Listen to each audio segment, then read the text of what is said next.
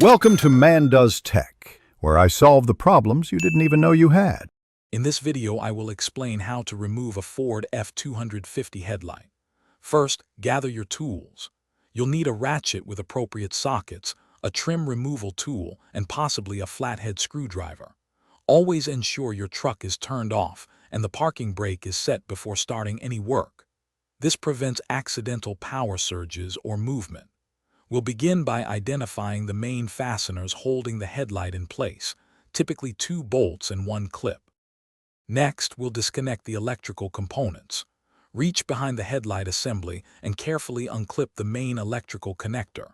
Be gentle to avoid damaging the wires or the connector itself. Then, using a 10mm socket, remove the 2 bolts positioned at the top of the headlight housing. These are usually visible once you open the hood. Finally, locate and carefully pry out the plastic retaining clip, often found closer to the grille. With the bolts and clip removed, the headlight assembly should now be loose. Gently pull the entire unit straight forward, away from the vehicle. It's often held by a few alignment tabs at the bottom, so a firm, steady pull is usually needed.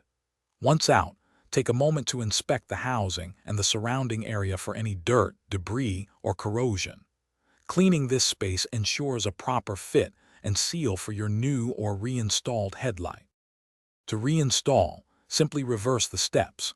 Align the headlight assembly with the lower mounting tabs and push it firmly back into its opening until it seats properly. Reinsert and tighten the 2 10mm bolts, then secure the plastic retaining clip. Don't forget to reconnect the electrical connector to restore power to your lights. For other great deals, like upgrading your clean game with the Shark AI Ultra Robot Vacuum, check the link in the description below. It's a fantastic way to keep your space tidy effortlessly. Thanks for watching. If you found this helpful, don't forget to like and subscribe.